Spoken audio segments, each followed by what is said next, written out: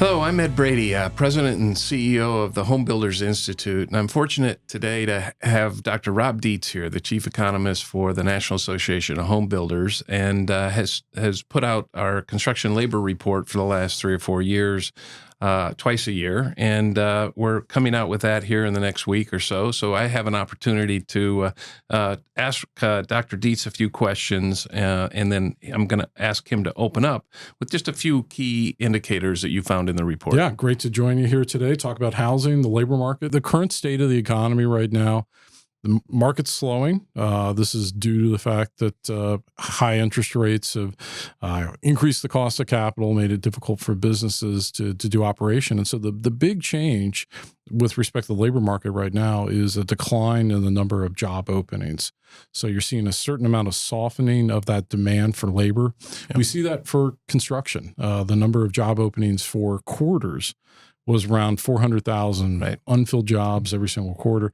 That's now fallen to about 250,000. Okay. And when I visit builders across the country, I'm hearing that it's a little easier to get access to construction crews. And a lot of that is just due to the declining pace of single-family construction and multifamily construction. Yeah. Now, the big question I get is, does that mean the labor shortage is gone away? Well, I might have asked you that question. No, it means that we're seeing a cyclical slowdown that's connected to the slowdown for the economy. It's the reason the Federal Reserve is able to lower interest rates. The long-term structural shortage of skilled construction workers remains with us. Yeah, and so as I was going to ask that question, tell me about other markets, the manufacturing market. Are you seeing similar because of interest rates and capital and so forth? Yeah, absolutely. The overall broader labor market has slowed. In fact, if you go back to the 2022 data, there were about 12 million help wanted signs for the U.S. economy, 12 million unfilled jobs. We're now down to less than 8 million. So we've seen a decline of about a third of those open jobs. And basically that's employers saying, we don't need to hire as many workers because we don't expect to do as much business over the next 6 months. Now, the good element of that is that large number of unfilled open jobs represents an inflation risk. So from the Federal Reserve's perspective, the labor market was too hot. And so their tool to cool it down is high interest rates. The labor market has now been cooled down. Yeah. They've begun to cut interest rates. We think that will continue through 2025. That's going to help lower mortgage interest rates. It's going to lower, more importantly, builder and developer loan interest rates. And that will then, in turn, increase the demand for labor again off of that cyclical softness. Well, the cyclical, as you said, for months it was... For quarters, it was 400,000. Yeah. It's still 250,000. I mean, it's not like we've solved the problem, right? No. And so of that 250,000, you have used 70% of that in the skilled trades. That's right. And so we still have, 180,000 empty jobs in the skilled trades. So the message there is that there's still help wanted signs out in the skilled trades. There's opportunity to train and get into a good career path. And so I want to make sure. However, as you say, it's softened. But we always talk in these discussions about productivity, new people coming into the workforce, the average age of the skilled labor, the under 25 percentage, which I think you said has increased a little bit. That's a good sign, but maybe the older side of that is increasing too, or is it declining?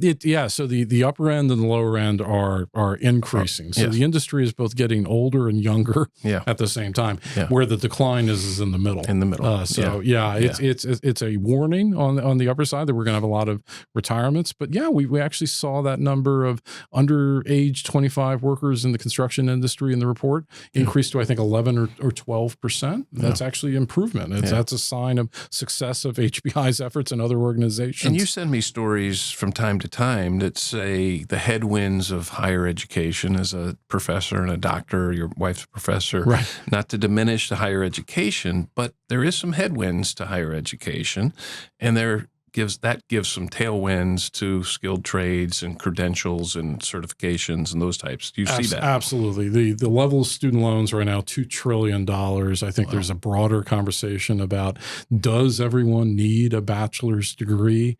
Are there ways to get in the tech industry with an industry designation? Does that then open the door to high school guidance counselors to reevaluate what is the primary mechanism?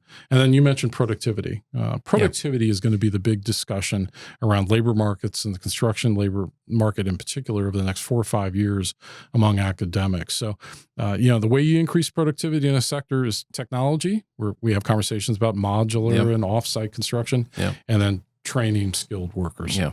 So the longer they're trained or on the job apprenticeship, the better they get. And that 21-year-old's going to take 5 to 10 years to get that skill.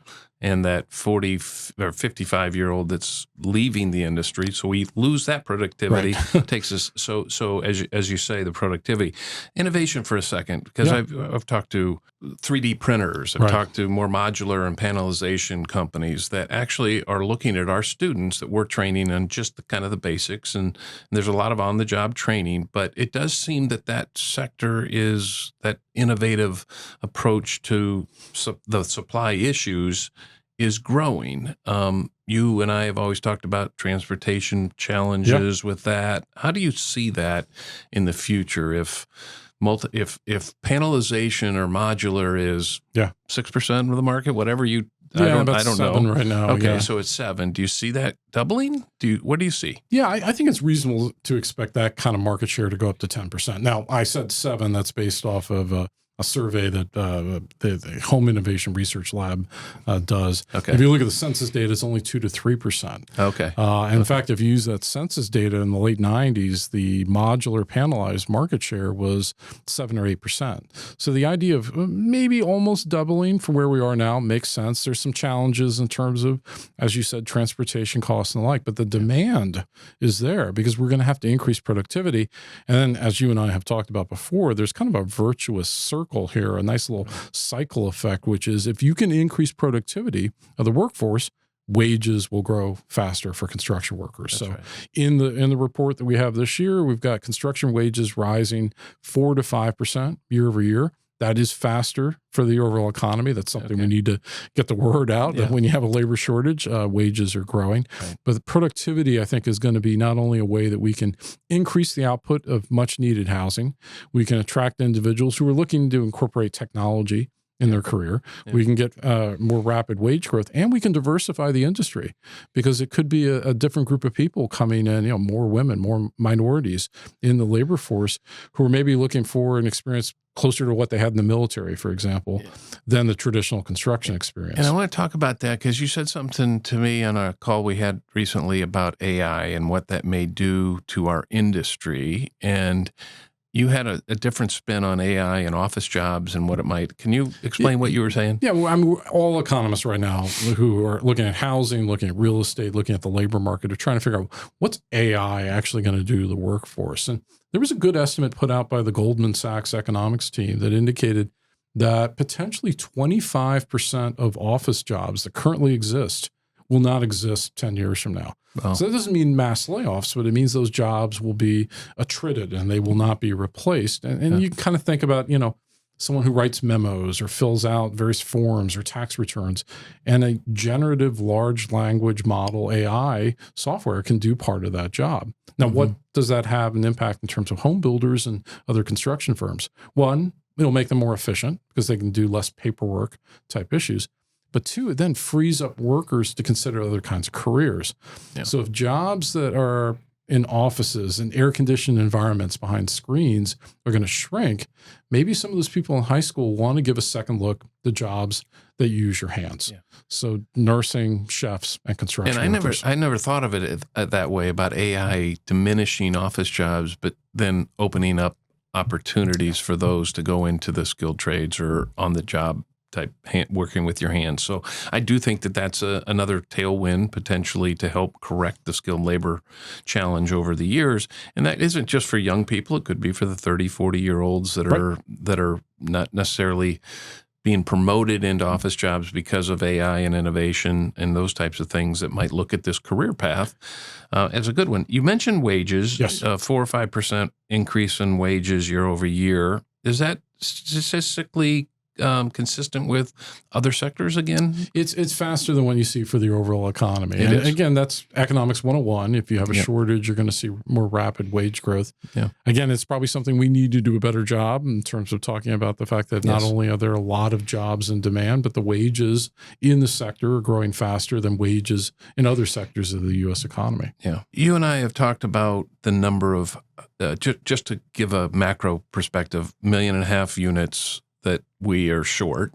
Others suggest 4 or 5 million, whatever special interest they may represent.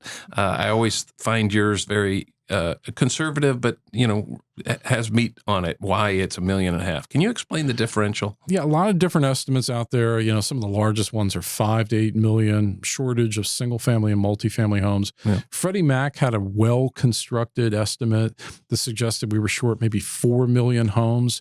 They've put out a revised one that's closer to the 1.5 million number that we've had. There are other data providers in the home building space who have also said they think we're short about 1.5 million.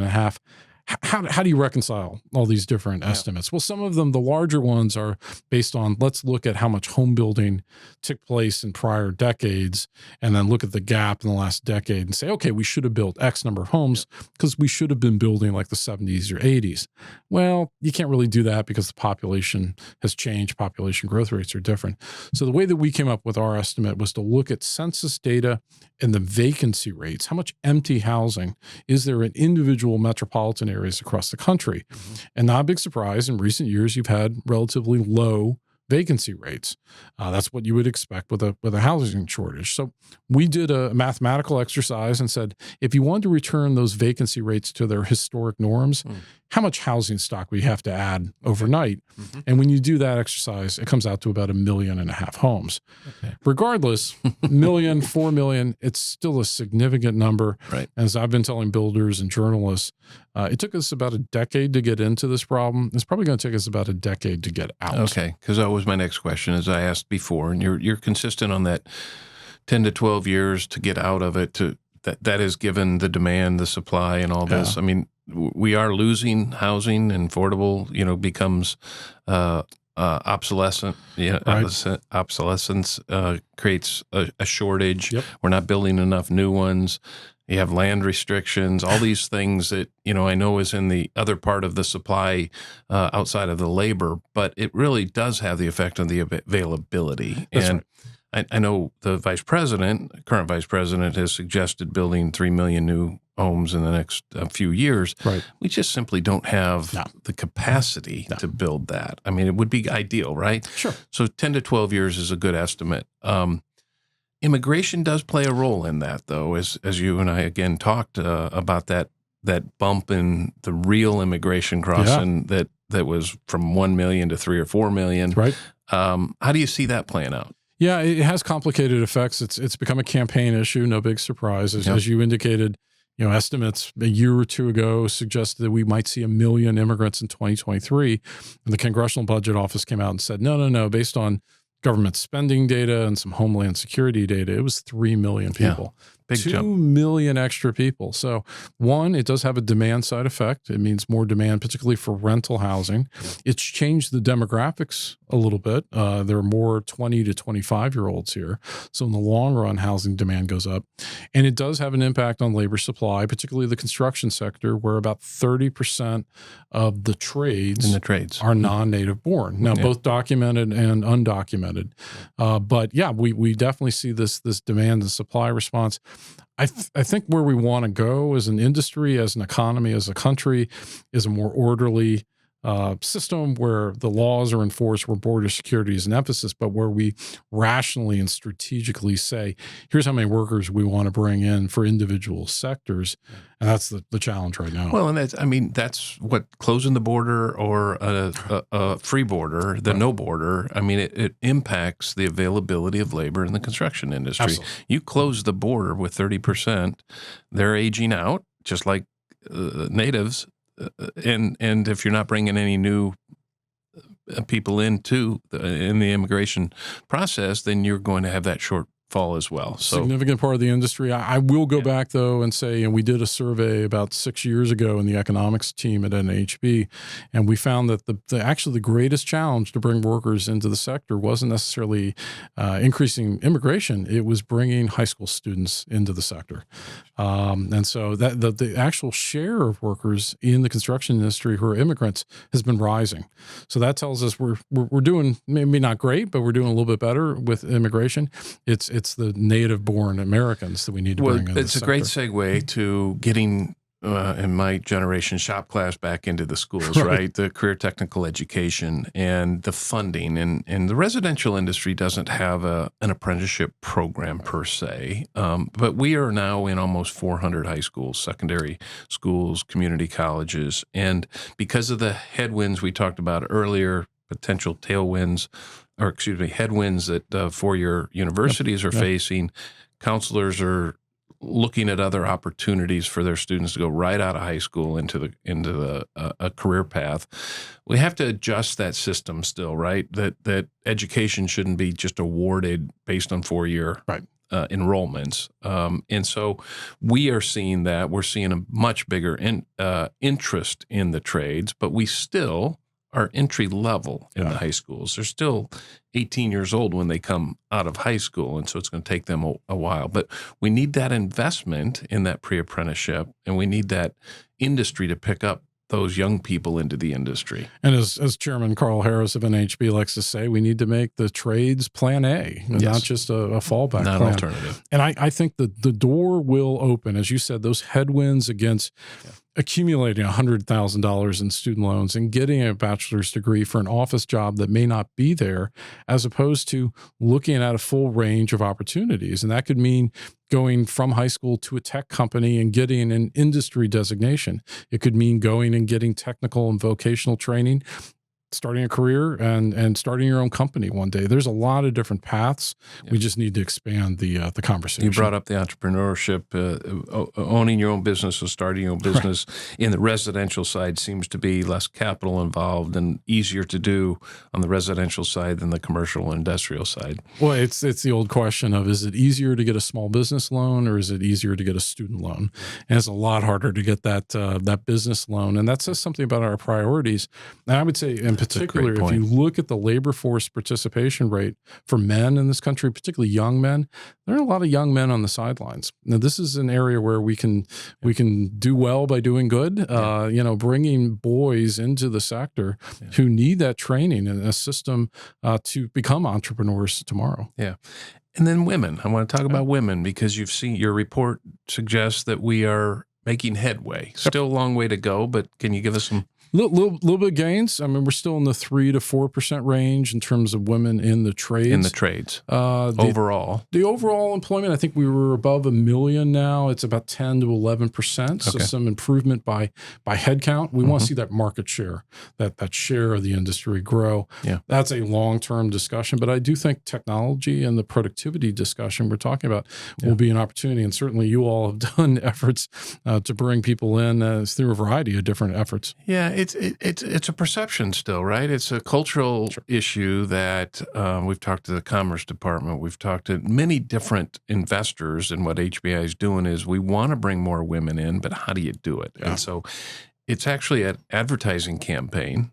It's also the industry opening their arms to women. And as you said, the physicality issues have been improved for women to get into the industry, but women don't just belong in sales and marketing and accounting and CEOs. They really do belong in the trades, and we need to get that message out. So it's encouraging, and I take this personally because I have a daughter in the business that has somewhat struggled to be welcomed into the business by the industry. So it's personal, and I think we're going to continue to make headway on that. So I want to talk about just interest rates for a second, which has to do with how you think we look like for the next few years, next 5 years, as to the growth of the industry. I saw the last couple of quarters and some of the home builders that were released in the last couple of days weren't as as good in the reporting, but how do you see the future on the home building? I think right now we saw mortgage interest rates in the last 2 months or so go from just under 7% to real close to 6%. So a retreat on mortgage interest rates of about 80 basis points. That was long-term bonds pricing in the expectation that the Fed isn't just going to cut by the 50 basis points that we've seen already, but likely has another, say, 200 basis points to go, maybe more, depending on how the inflation data plays out. So mortgage interest rates, we do expect to kind of settle in just below 6% by the time we get into the middle of next year. That's not too far from where we are now. There'll be some ups and downs. But yeah, if you think about the sales data, there's a lot of buyers right now still on the sidelines. And while rates are moving lower and that's improving affordability, it's rational for some buyers to go, well, they might move a little bit lower. I'm going to wait a little bit. So we're likely to see a little bit of soft data as we head into 2025. But I think the spring selling season for 2025 is going to be a relatively robust and healthy one.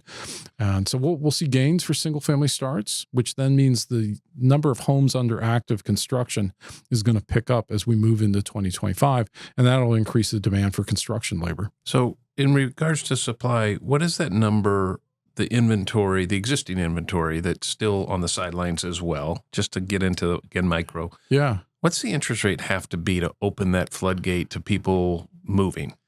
So we have done some consumer survey research. You talk to economists, you talk to local market analysts, and everybody kind of says the same thing, which is if mortgage interest rates could just dip below 6%, it's not like the floodgates necessarily would open, but you get a disproportionate amount of demand to come in the market. And I think we'll get there by the time we get to 2025. So there's something psychological from a marketing perspective of a 5.9 rate. Yeah. Now, that's going to have some complicated effects, though, because it does mean a lot of existing homeowners will put their homes on the market. And that mortgage rate lock-in effect that has kept existing home inventory on the sidelines, that inventory is going to come into the market as well. Yeah. So builders are going to face some renewed challenges from more existing homes. Competitive. Now it's going to create some business opportunities for remodelers because those homes are going to need to be fixed up. But it'll be a change market, but a market where overall housing demand should improve. And we've got growth for single family building in 2025 and 2026. Ultimately, we need to get up to build about 1.2 million single family homes a year. 2024, we think that number will be closer to 1 million. So we've got a pretty good runway for growth for 2026 through 2030 as those interest rates settle in lower. So I want to close with a conversation about affordability, which you have helped us, and we're in the process of a case study with Fannie Mae to tie labor to affordability. In many cases, cycle time, availability of the labor to get there. There's some regulatory burdens that also increase that cycle time. Time is money in regards to this. So as which will come out at IBS with our report and get your take on that, and hopefully you'll be able to opine on what you see with that report, which is a study of about 75 to 100 builders, a cross section of large builders, small builders, regional builders, and so forth. But can you just anecdotally, before this report comes out statistically, tell me how you feel about that lack of labor or the labor shortage and the affordability? Yeah, I think we see it most clearly connected to the increase in cycle times. And there's been a lot of reasons for that. But when it's taking 10 months to build a single family home for a regional builder, some of that is connected to the uncertainty of the availability of labor, because the typical home builder works with 20 to 25 different subcontracting companies, and builders across the country know this. You're juggling financing, you're juggling the schedules. And so to provide some additional certainty with a more robust, larger labor force helps reduce some of that uncertainty, would increase cycle time, increase the cost of financing in terms of how long you have to hold those builder loans. Right. All those things bend the cost curve in the right direction. And then from the macro side, it means more housing supply. So all those things are connected to housing affordability.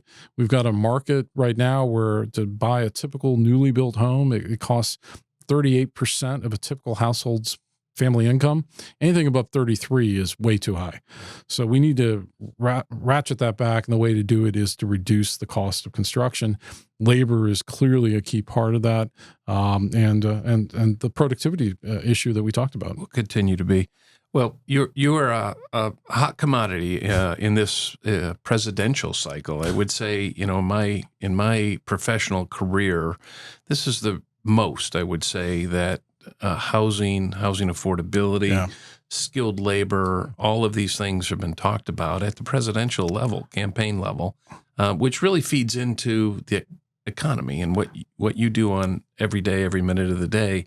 And so I assume that you'll continue. I'm not going to put you on the spot here to say who would be better for housing. They both have really good proposals. They both understand that we have a labor shortage. And so I'm optimistic. Many of their proposals, how they'll fund them, I don't know. But the deficit is certainly an issue as well. But I guess there's some optimism, would you suggest? Absolutely. I mean, for the first time in decades, and this is a credit to our government affairs team, the senior officers, the leaders of the industry, housing is a top tier campaign issue. And in fact, in the State of the Union address, we had the most significant discussion of housing since President Johnson. So the other thing that's changed, I think, is a kind of they're talking the talk. Is the fact that both sides are talking about supply side solutions. Right.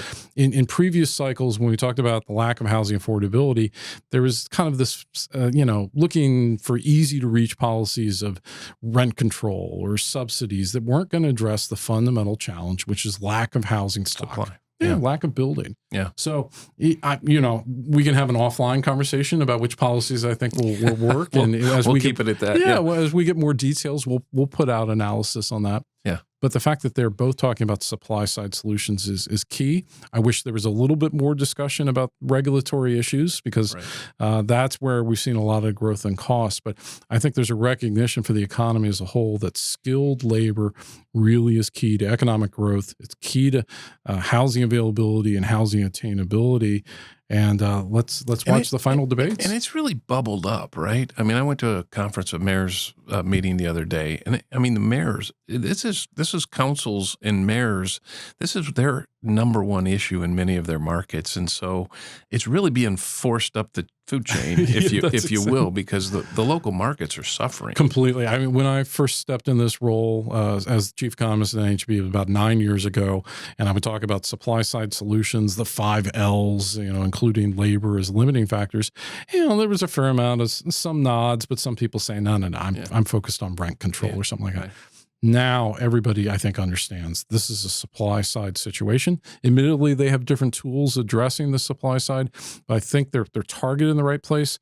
And as always, then the challenge now is they're talking the talk, but they need to walk the walk. How do you fund it? Well, this has been great, and really appreciate all the effort that you put into these issues. Certainly from the workforce development side, I think we'll look forward to continue these conversations. And it's encouraging that our industry, if you're looking at an industry, is a good career path and will provide you some of the things we just talked about home ownership, about entrepreneurship, about owning your own business. So, Rob, I really appreciate the time and look forward to when we come out with this report, getting your feedback on that. Sure thing. Great to join you today. Thank you. Absolutely.